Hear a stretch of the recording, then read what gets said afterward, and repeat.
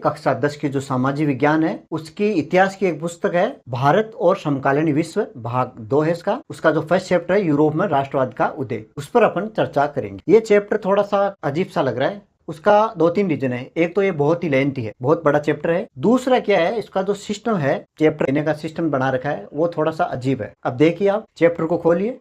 पहला पेज पर आपको क्या मिलेगा, फ्रेडरिक सोरियू, जो कब की बात कर रहा है, वो 1848 में एक चित्र बनाता है, उस चित्र के बारे में दे रखा है। अगला पेज खोलो आप, उसमें फ्रांस की क्रांति के बारे में दे रखा है। अगला पेज खोलोगे तो उसमें नेपोलियन बोनापार्ट के बारे में दे रखा है। तो कुल मिला के क्या है, ये खिचड़ी सी हो रही है, क्योंकि अपन पढ़ रहे हैं यूरोप में राष्ट्रवाद का उदय, और अब तक राष्ट्रवाद उदय का कोई शब्द ही नहीं आ रहा 3 पेज तक। तो इससे क्या कंफ्यूज हो रहा है। तो आपको कंफ्यूज नहीं होना है, आपको एक सिस्टमेटिक ढंग से 4 नंबर के लिए कहां से क्वेश्चन आते हैं उन्हीं को अपन लेते हुए आज के वीडियो में अपन चर्चा करेंगे। देखो, यूरोप में राष्ट्रवाद का उदय, चैप्टर का नाम क्या है, यूरोप में राष्ट्रवाद का उदय। यूरोप क्या है, महादेश या महाद्वीप है, और उसके अंदर जो राष्ट्रवाद के विचार आए थे, यानी देशभक्ति की भावनाएं आई थी, उसका उदय कैसे हुआ उस पर अपन चर्चा करेंगे। तो इस चैप्टर को शुरू करने से पहले आपको एक लाइन याद रखनी है, और ये लाइन इस प्रकार है कि एक स्टूडेंट है, वो अपने सर को बताते हैं। क्या बताते हैं, सर, फ्रांस की क्रांति ने यूरोप में राष्ट्रवाद के विचारों का बड़ा प्रभाव डाला है। बड़ा को आप BIG, बिग लिखना है, ठीक है, बिल्कुल ईजी है। अब सबसे पहले आप अंडरलाइन करो सर के, ठीक है। सर का मतलब यहाँ पर क्या है, सोरियू, फ्रेडरिक सोरियू, इसके बारे में आप पढ़ेंगे। इसमें फ्रेडरिक के बारे में क्या है, फ्रेडरिक सोरियू कौन था, तो एक चित्रकार था, फ्रांस का था। वो 4 चित्रों की श्रृंखला बनाई और उसने 4 बातें कही थी। लंबी कतार के बारे में, मूर्ति के बारे में जो स्वतंत्रता की देवी का रूप दिया है, बचे हुए अवशेषों के बारे में, और एक स्वर का चित्र, इन चीज़ों के लेके दिया है। इससे छोटे क्वेश्चन आते हैं 1 नंबर का, या ऑब्जेक्टिव टाइप के क्वेश्चन है वो यहाँ से आते हैं। दूसरा है, अंडरलाइन करो, फ्रांस की क्रांति। तो फ्रांस की क्रांति में आपको ज्यादा कुछ नहीं पढ़ना है। राजा कौन था, किस वंश का था, और समाज कितने भागों में बटा हुआ था, ठीक है, ये चीजें अपन देखेंगे। उसके बाद में कुछ इंपॉर्टेंट डेट्स है। उसके बाद में आप तीसरे नंबर पर अंडरलाइन करो ने से आपको याद रखना है नेपोलियन बोनापार्ट। नेपोलियन बोनापार्ट के बारे में आपको ज्यादा डिटेल से नहीं देखना है, साफ साफ है, और ये बहुत ही मोस्ट इंपॉर्टेंट है। यहाँ से क्वेश्चन आते हैं, ऑब्जेक्टिव टाइप के, शॉर्ट, लॉन्ग, सभी क्वेश्चन आते हैं। वो राजा बना था कब, 1804 में। तो उस टाइम उसने कुछ नियम लिखे थे, उनको बोलते हैं अपन सिविल कोड, नेपोलियन संहिता। और इनका जो राजा नेपोलियन है वो युद्ध हारते हैं 1815 ईस्वी में, वाटरलू का युद्ध, और एक वियना की संधि करनी पड़ती है। तो वहाँ पर उनकी जो है वो राजा का जो शासन है वहाँ समाप्त हो जाता है। तो यहाँ पर है वो वियना की संधि है, यहाँ से क्वेश्चन आते हैं। तो अपन वियना की संधि को डिटेल से पढ़ेंगे। तो अभी तक क्या देख लिया, चित्र के बारे में देखना है शॉर्ट, फ्रांस की क्रांति में शॉर्ट देखना है, और नेपोलियन की जो नेपोलियन संहिता और वियना संधि, इन पर लॉन्ग क्वेश्चन आते हैं। अगला जो अपना पॉइंट रहेगा वो रहेगा यूरोप में राष्ट्रवाद के विचार, यानी राष्ट्रवाद के विचार क्या क्या थे, राष्ट्रवाद का विचार लाने के लिए वहां के लोगों ने कौन कौन से कदम उठाए। तो इसके अंदर अपन क्या चर्चा करेंगे, उस टाइम के क्या विचार थे, नेशनल असेंबली में क्या चेंजिंग किया, तिरंगा में क्या चेंजिंग किया, झंडा था वो क्या था, और मापने की इकाई है, इन चीजों पर अपन इस पर चर्चा करेंगे। अगला है अपना 5वां नंबर, काप को अंडरलाइन करो, और यहाँ से हो गया का मतलब क्रांतिकारी, ठीक है। तो क्रांतिकारी वैसे तो बहुत से, अपने सब्जेक्ट के अनुसार, अपनी बुक्स के अनुसार आपको एक क्रांतिकारी के बारे में 5-7 लाइन याद रखनी है, वो है जुसेप्पे मित्तेस्नी। तो जुसेप्पे मित्तेस्नी के बारे में पढ़ेंगे, क्रांतिकारी। अगला अपना पॉइंट है बड़ा। तो बड़ा के अंदर आप इंग्लिश में लिखा है BIG, ये आपको याद रखना है। यहाँ पर बी पर है ब्रिटेन की अजीब दास्तां या ब्रिटेन का एकीकरण पढ़ेंगे इसके अंदर। आई से हो गया आपका इटली का एकीकरण, और जी से हो गया जर्मनी का एकीकरण, ठीक है। ये चीजें अपन पढ़ेंगे। ब्रिटेन की जो अजीब दास्तां है उसके बारे में पढ़ेंगे। स्कॉटलैंड को है, वेल्स है, आयरलैंड है, इनको कैसे मिक्स किया, और इसके बारे में शॉर्टली अपन पढ़ेंगे। इसके बाद में इटली के एकीकरण के अंदर अपन जो 4 चरण थे, एक में जुसेप्पे मित्तेस्नी क्रांतिकारी आते हैं, दूसरे में राजा आता है, एक में है वो काबूर आता है, और एक में गैरीबेल्डी। ये 4 चरण है, उसके बारे में पढ़ेंगे। और जी से हो गया आपका जर्मनी। तो जर्मनी के अंदर क्या पढ़ेंगे, जर्मनी का एकीकरण के बारे में पढ़ेंगे, कौन कौन से युद्ध लड़े, और उसमें जो मुख्य रोल निभाया था वो एक राजा था, और एक था उसका प्रधानमंत्री बिस्मार्क। और अंतिम है प्रभाव से आपको याद रखना है प्रतिमाएं। प्रतिमा में आपको 2 प्रतिमाएं मुख्य याद रखनी है, मेरी ऑन जर्मेनिया, ये दोनों प्रतिमा स्वतंत्रता दिवस का एक रूप दिया गया है, उसके बारे में पढ़ेंगे। इनके अलावा आपको एक फ्रैंकफर्ट की संधि है और एक यूनान स्वतंत्र के सभा। देखो पहला पॉइंट है फेडरिक सोरियो, शॉर्ट क्वेश्चन आएगा। फ्रांस की क्रांति शॉर्ट आएगा। नेपोलियन बोनापार्ट, यहाँ से क्वेश्चन आते हैं, या तो वियना संधि से आएगा या सिविल कोड से आएगा। यूरोप में राष्ट्रपति ने कौन कदम उठाए, यहाँ से क्वेश्चन आ सकता है। जिससे पे मित्र पर शॉर्ट नोट्स आ सकता है। और बाकी तीनों है ब्रिटेन, इटली और जर्मनी का एकीकरण, इन पर भी क्वेश्चन आ सकता है। इसके अलावा आप तो ये तो अपना शॉर्ट इंट्रोडक्शन हो गया। अब लेते हैं अपना पहला पॉइंट, फेडरिक सोरियो। तो इस पर अपना आज चर्चा करेंगे, फेडरिक सोरियो पे। तो शुरू करते हैं अपना पहला टॉपिक आज का, फेडरिक सोरियो। ये जो चित्र दे रखा है ये है फेडरिक सोरियो। तो ये क्या था, इसके बारे में आपको शॉर्टली याद रखना है। फ्रांसीसी चित्रकार था, ये था फ्रांसीसी चित्रकार था। दूसरा है 1848 में 4 चित्रों की एक श्रृंखला बनाई। और तीसरा है, इस चित्र का नाम क्या दिया, कल्पनादर्श या यूटोपिया। ये चीज़ें आपको याद रखनी है। कल्पनादर्श का मतलब होता है ऐसे समाज की कल्पना करना जो वास्तव में होना संभव नहीं हो, उसको बोलते हैं अपने कल्पनादर्श या यूटोपिया।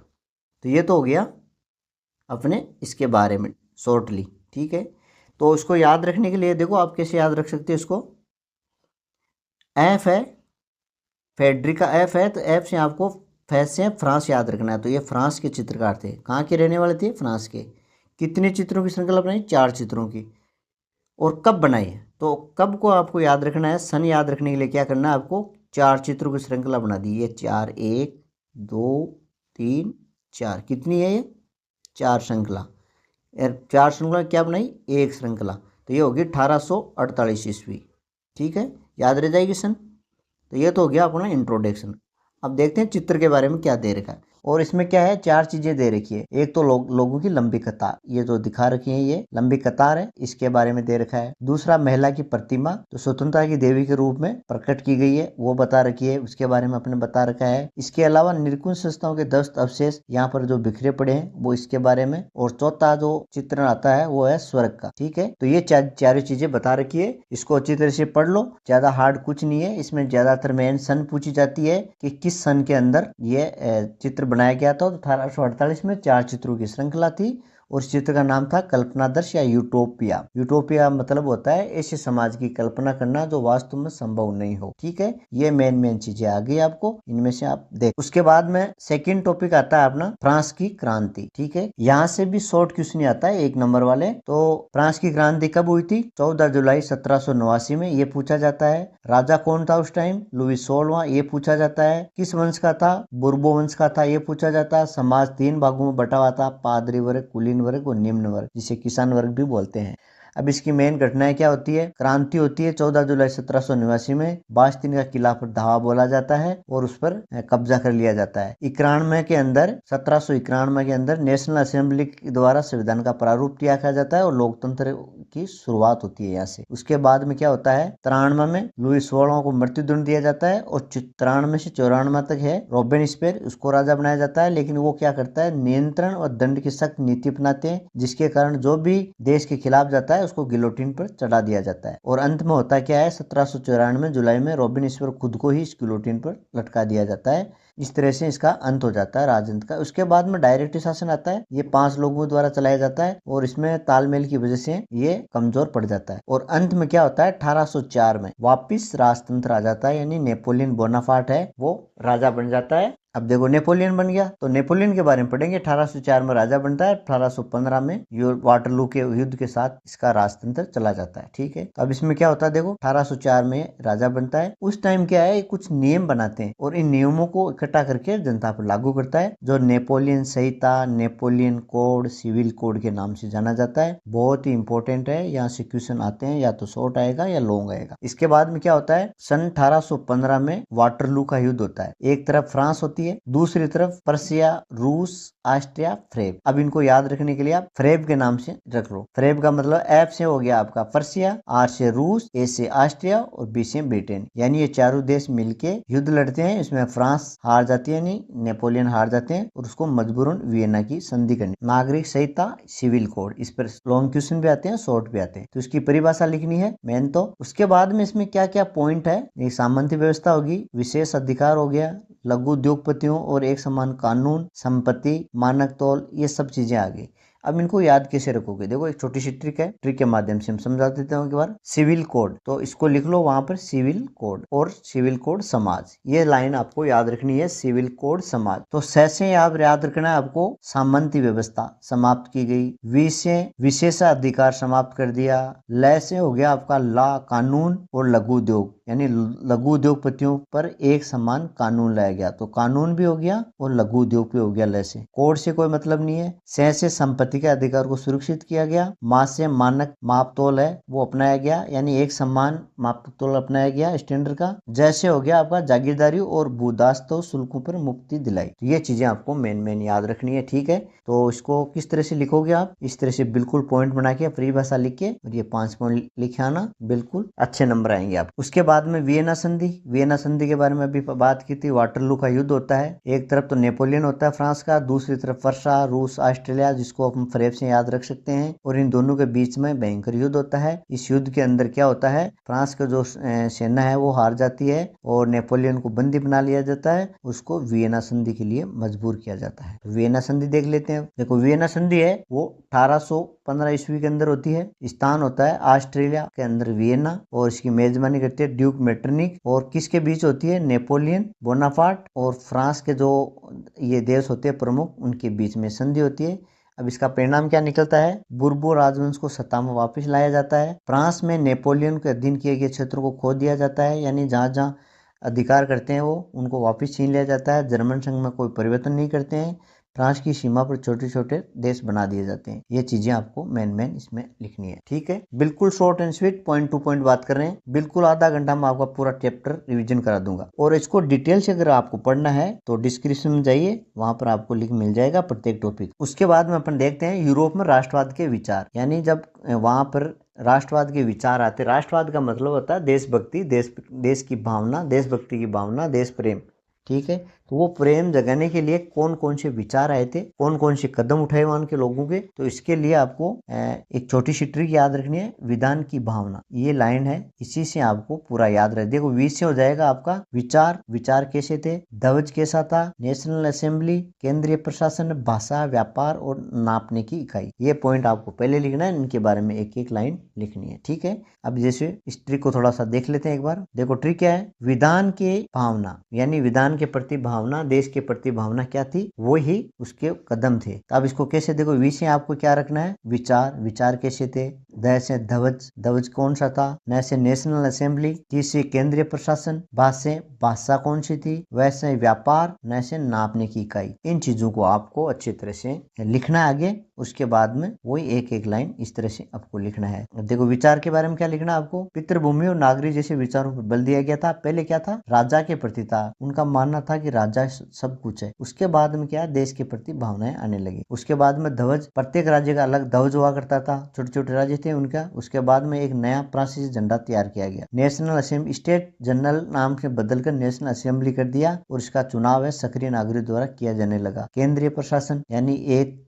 प्रमुख केंद्र के अंदर सारी शक्तियों को समेटकर और सब पर एक समान कानून लागू किया गया। भाषा, सब राज्यों की अलग अलग भाषा थी। और फाइनली क्या होता है, फ्रेंच को राष्ट्रीय भाषा के रूप में देखा जाने लगता है। व्यापार है, तो आंतरिक छोटे छोटे राज्य होते हैं उनके एक दूसरे जाने में कर लगता था, उसको समाप्त किया गया। नापने की इकाई एक समान कर दी थी, यानी पहले क्या होता था, हर जगह नापने की इकाई अलग अलग थी, यानी यहाँ पर 1 किलो है तो कहीं वो 1.5 किलो हो जाता था। अब क्या है, नापने की इकाई सेम कर दी। तो ये चीजें आपको याद रखनी है, ठीक है। तो ट्रिक को एक बार रिपीट कर लो। देखो विचार के बारे में निकला है, पैतृक की जगह क्या हो गया, राजा की जगह पैतृक भाव आने लगे थे। ध्वज है, तिरंगा अपनाया गया। नेशनल असेंबली है, स्टेट असेंबली की नेशनल असेंबली तैयार की गई, जिसमें संविधान का प्रारूप तैयार किया जाता है। केंद्रीय सत्ता को दिया जाता है। भाषा फ्रेंच होती है, नापने की इकाई ये कर देते हैं। ये चीजें आपको याद रखनी है, ठीक है। उसके बाद में अपन देखते हैं क्रांतिकारी। क्रांतिकारी के अंदर अपन 3 चीजें देखेंगे। एक तो जुसेप्पे मित्तेस्नी के बारे में, ठीक है। जुसेप्पे मित्तेस्नी क्या है, एक क्रांतिकारी था। तो इसको याद रखने के लिए आपको क्या है, जुसेप्पी इटली का एक क्रांतिकारी बम था। ये लाइन आपको याद रख लो, बस कंप्लीट हो गया। जूस्य यहाँ से जिनेवा याद रखना है, जूस्य जिनेवा याद रखना है। 1807 में इसका जन्म हुआ था। इटली का क्रांतिकारी, तो ये इटली का क्रांतिकारी था। का से आपको कार्बोनोरी रखना है, कार्बोनोरी गुप्त संगठन का सदस्य था। बम से बै से आपको बर्न में यंग यूरोप नामक संगठन बनाता है, ठीक है ये। और मैं से आपको मरसाई में यंग इटली नामक यंग यूरोप यंग इटली, यानी कुल मिला के इसके बारे में देखो। जन्म कहाँ, जिनेवा में, क्रांतिकारी था। और इसने ज्वाइन तो किया था कार्बोनेट गुप्त संगठन, खुद तो उसका सदस्य बना था। फिर उसने 2 संगठन बनाए थे, यंग यूरोप और यंग इटली, इतना से याद रखना। क्रांति के अंदर दूसरा पॉइंट आएगा अपना महिला की भूमिका। तो इसमें ज्यादा कोई रटने वाली बात नहीं थे। महिला सक्रिय रूप से भाग लिया। महिलाओं ने अपने राजनीतिक संगठन की स्थापना की थी, नए नए राजनीतिक संगठन बनाए थे, अखबार शुरू किए, और सक्रिय रूप में जो बैठकें होती थी उसमें भाग लिया। इतना ही लिखना है, बाकी मन से कुछ जोड़ के, अगर थोड़ा सा बड़ा आता है तो मन से लिख देना, बाकी 1 या 2 नंबर की क्वेश्चन।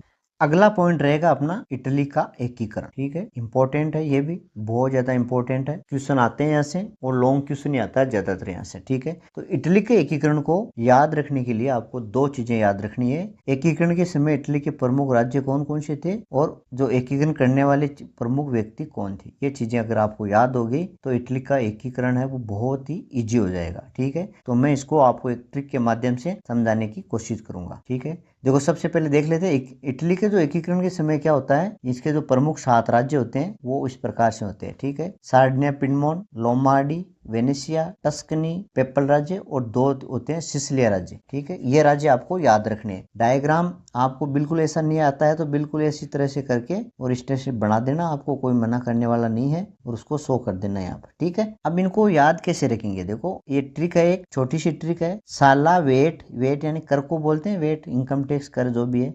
साला वेट के पैसे से जूस का 1 कप बना दिया, ठीक है। इसमें यहाँ से लेके जूस से ये 7 राज्यों के नाम है। देखो सा से हो गया आपका सार्डिनिया, पिडमोन, ला से हो गया लोमार्डी, वे से हो गया वेनेशिया, और टे से हो गया टस्कनी। पैसे वाले पैसे हो गया पेपल राज्य, दूसरे से सिसिलिया, और फिर से सिसिलिया, यानी 2 सिसिलिया राज्य। तो ये 7 राज्य हो गए आपके, ठीक है। देखो एक बार फिर से रिवीजन कर लो। सा से क्या हो गया, बिल्कुल सही। ला से लोमार्डी, वे से वेनेशिया, टे से टस्कनी, पे से पेपल राज्य, से सिसिलिया, और इसी से सिसिलिया, ठीक है। ये राज्य आप लिख दिए तो आधा नंबर तो यहाँ से आ जाएगा। आपको कुछ आ रहा है कि नहीं आ रहा है। अब इसके बारे में लिखेंगे कैसे, ठीक है। सार्डिनिया, पिडमोन, इस पर क्या था, राज परिवार, इसी लाइन को इस तरह से लिखना है। दूसरा लोमार्डी और वेनेशिया, 2 राज्य, ये ऑस्ट्रिया के अंडर में था, ऑस्ट्रिया पर इस पर कब्जा कर रखा था, 2 इसके बारे में लिखना है। टस्कनी और पेपल, इस पर पोप साम्राज्य का था, ये टस्कनी और ये पोप है ना, पोप साम्राज्य था। नीचे सिसिलिया, उसमें बुर्बो वंश थे स्पेन की। तो इस तरह से इन चीजों को बना के आपको लिखना है। देखो एक तो ये हो गया, इस पर तो राजा खुद का राज था। इधर ऊपर वाले दोनों है, इस पर ऑस्ट्रिया का था, बीच वालों पर है पोप साम्राज्य था, नीचे वाले पे सिसिलिया का था। ये चीजें आपको याद रखनी है। तो एक पार्ट तो कंप्लीट हो गया। अब देखते हैं इसका दूसरा पार्ट, इटली के एकीकरण में जो प्रमुख कौन कौन थे व्यक्ति, उनके बारे में। तो उसके लिए अपने ट्रिक बनाई थी, यहाँ से जूस से, यहाँ तक का तो राज्य हो गया। अब देखो जूस का, तो जूस से तो है जुसेपी, और का से है क्रांतिकारी। दूसरा एक, तो ई से तो है इनुमिल, और कैसे है किंग, राजा। और कब से कैसे है काबूर, और पैसे है प्रधानमंत्री। बै से है बाल्डी या गैरीबाल्डी, ना से है नाविक। ये चीजें आपको याद रखनी है। देखो जूस का को मतलब हो गया जुसेपी, का को क्रांतिकारी, एक से हो गया इन्यूमल, कैसे हो गया किंग, कब से हो गया काबूर, पैसे हो गया प्रधानमंत्री, बना से हो गया बाल्डी और नाविक। ये इनके पद हो गए। अब इन्हीं के बारे में 2-2 लाइन लिखनी है आप। सबसे पहले जुसेपी मित्तिसनी, जूस का से जुसेपी, का से क्रांतिकारी, इसके बारे में इटली का था, जो भी अभी पहले पढ़ा था वो चीजें हैं, ठीक है। एक लाइन इन्यूमल, ये यहाँ का राजा था, किंग था, उसके बारे में 2 लाइन लिखनी है। तो ये हो गया आपका, और ये हो गया एक। अब पढ़ना है कप के बारे में। तो ये कप हो गया आपका, ये काबूर प्रधान, कैसे काबूर, पैसे प्रधानमंत्री, और ये हो गया आपका बन्ना, वैसे बाल्डी, ना से नाविक, ठीक है। इसके बारे में 2-2 लाइन लिखनी है। और लास्ट में ये लिखना है 1861 ईस्वी के अंदर इन्यूमल एकीकृत इटली का घोषित किया गया, ठीक है। अब इसको डिटेल से अगर पढ़ना है तो डिस्क्रिप्शन के अंदर इसके बारे में पूरी डिटेल मिल जाएगी, बिल्कुल शॉर्ट स्वीट के अंदर। उसके बाद में देखते हैं जर्मनी का एकीकरण। तो जर्मनी के एकीकरण में क्या है, वही है 3 चीजें। देखो इसमें 3 युद्ध होते हैं। तो जर्मनी के एकीकरण के अंदर क्या होता है, देखो इधर तो क्या होता है, यहाँ से लेके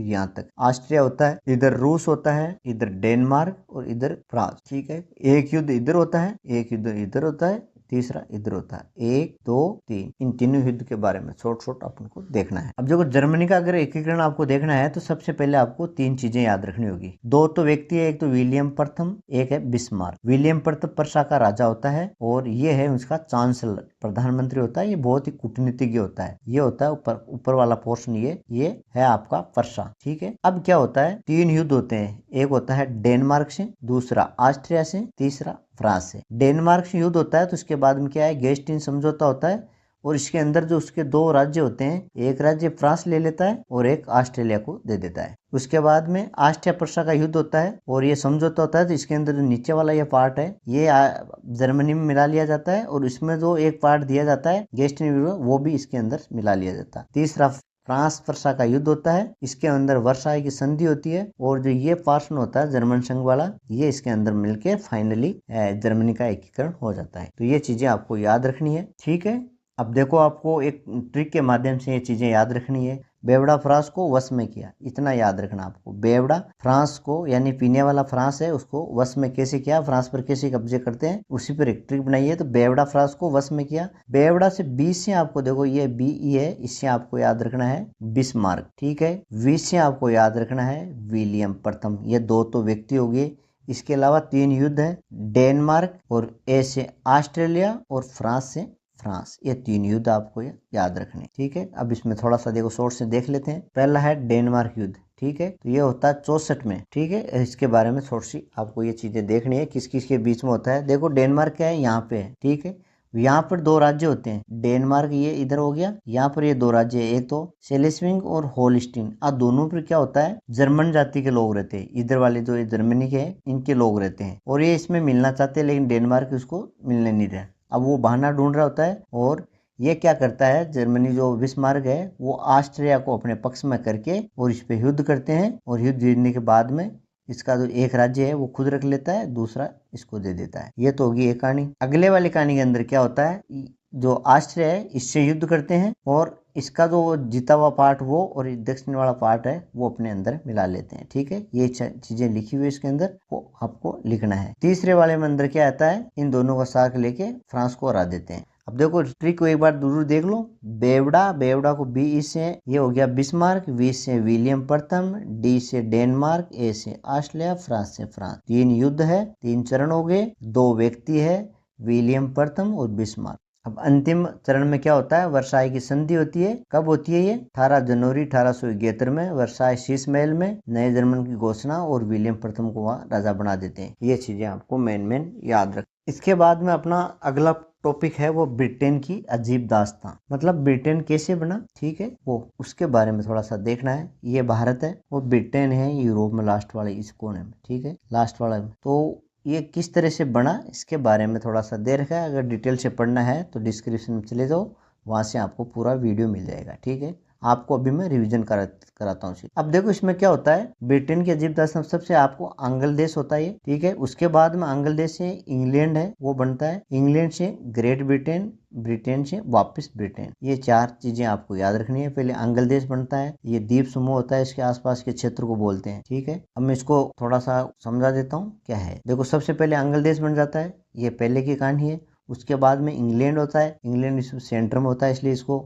राजधानी बना देते हैं। उसके बाद में ग्रेट ब्रिटेन और ब्रिटेन। ग्रेट ब्रिटेन में क्या होता है, देखो इंग्लैंड है ये, इसके अंदर स्कॉटलैंड और वेल्स इसको मिला देते हैं, इन तीनों को मिला के बोलते हैं ग्रेट ब्रिटेन। और ब्रिटेन इसमें देखो ये आपका ये हो गया पोर्शन, ये हो गया, और उत्तरी आयरलैंड, ये इन चारों चीजों को मिला के बोलते हैं ब्रिटेन, ठीक है। तो ग्रेट ब्रिटेन में तो आते हैं 3, इंग्लैंड, स्कॉटलैंड, वेल्स, और इसमें आता है इंग्लैंड, स्कॉटलैंड, वेल्स प्लस उत्तरी आयरलैंड, इसको बोलते हैं। अब इसके बारे में लिखना क्या है, ये चीजें हैं। देखो इसको ज्यादा अलग से कुछ नहीं मिलेगा आपको, इन चीजों को आप नोट कर लो, ये चीजें आपको लिखनी है पॉइंट टू पॉइंट। अगला पॉइंट है अपने ग्रीस की आजादी। इस पर शॉर्ट नोट आता है, बिल्कुल शॉर्ट नोट आता है, 2 नंबर का या 3 नंबर का। 2 नंबर का आता है ओटोमन साम्राज्य, एक है ग्रीस, ठीक है। तो ओटोमन साम्राज्य का दूसरा नाम होता है तुर्की और इसका नाम होता है यूनान। देखो 2 लाइन तो ये होगी, ओटोमन साम्राज्य है वो इसके अधीन रहता है। ग्रीस है वो ओटोमन साम्राज्य के अंडर रहता है। ओटोमन का दूसरा नाम तुर्की है, इसका नाम यूनान है। अब जो तुर्की या ओटोमन साम्राज्य में क्या होता है, मुस्लिम धर्म होता है और यहाँ पर होता है ईसाई धर्म, दोनों में अनबन होती है। इसके जो ईसाई धर्म है यूनान है, इसके चारों तरफ ईसाई धर्म के लोग रहते हैं और वो सब इनका सपोर्ट करते हैं और वो इनसे आज़ादी चाहते हैं। फाइनली ये आज़ाद हो जाते हैं, ठीक है। इसके अंदर क्या आता है, कवि लॉर्ड बायरन, ये एक फेमस है, इसने धन इकट्ठा किया था और ये खुद है 1824 में बुखार के कारण इनकी मृत्यु हो जाती है। तो इसको कैसे लिखेंगे, देखो ग्रीस देश का दूसरा नाम यूनान है। ग्रीस ओटोमन साम्राज्य का गुलाम था। ओटोमन साम्राज्य तुर्की के नाम से जाना जाता है। वो चीजें हैं, देखो ओटोमन साम्राज्य के लोग मुस्लिम धर्म के थे जबकि ग्रीस के लोग ईसाई धर्म के थे।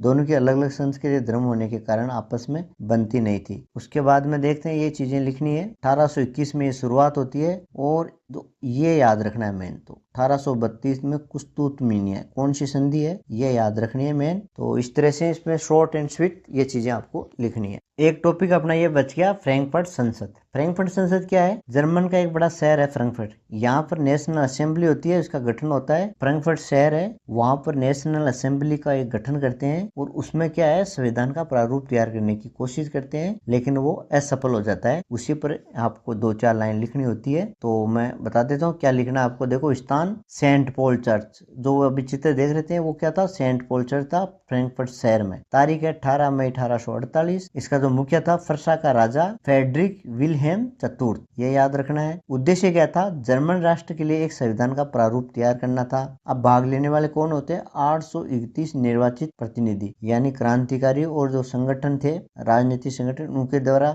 831 प्रतिनिधि चुने थे और वो है जो इस फ्रैंकफर्ट संसद के अंदर अपने विचार रखने वाले होते हैं। अब इसका परिणाम क्या होता है, जब प्रतिनिधियों ने प्रशा के राजा फेडरिक विलियम चतुर्थ को ताज पहनाने की पेशकश की जाती है तो अस्वीकार कर देता है। अस्वीकार है यहाँ पर, ठीक है, उसको मानता नहीं है। राजा है वो रूढ़िवादी राज्यों को साथ देता है और क्रांतिकारियों को साथ नहीं देते। दोनों पक्षों में आपस में टकराव हो जाता है और सैनिक बुलाकर असेंबली को भंग कर दी जाती है। इस तरह से क्या होता है, ये मामला यहीं खत्म हो जाता है।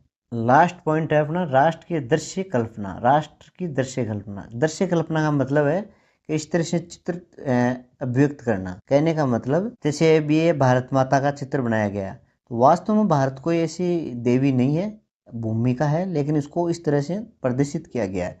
तो क्रांति के समय जर्मनी और फ्रांस में भी इस तरह से अभिव्यक्ति की गई थी। तो किसी देश को चित्र के माध्यम से अभिव्यक्त करना राष्ट्र की दृश्य कल्पना कहलाती है। यूरोप में राष्ट्रवाद का उदय के समय राष्ट्र को नारी के रूप में प्रस्तुत किया गया था, ठीक है। भारत में भी नारी के रूप में दिया गया, वहां पे भी प्रस्तुत किया गया था। नारी की छवि को राष्ट्र के रूपक बन गई, ठीक है, रूपक के रूप में पहचाना जाने लगा। और ये 2 रूपक है उस टाइम, एक तो था मेरियन फ्रांस का और दूसरा था जर्मेनिया जर्मनी का, ठीक है। इसके अलावा कुछ प्रतीकों का अर्थ है उस जमाने में। एक तो टूटी हुई बेड़ी, इसके बारे में पूछते हैं। आजादी का ये ब्रज छाप कवच, ये जर्मन साम्राज्य का प्रतीक था। बलूत पत्तियों का मुकुट, ये बहादुर और वीरता का था। तलवार मुकाबला की तैयारी, तलवार पर लिपटी जैतून की डाली, ये शांति का था। उगते हुए सूर्य के नए युग की शुरुआत। तो ये बिल्कुल शॉर्ट एंड स्वीट में ये अपना चैप्टर पूरा होता है। तो इस तरह से अपना ये टॉपिक यहीं ही समाप्त करते हैं। आशा करता हूँ आपको पसंद आया होगा। पसंद आए तो शेयर और लाइक जरूर करें। मिलते हैं नेक्स्ट वीडियो में। धन्यवाद।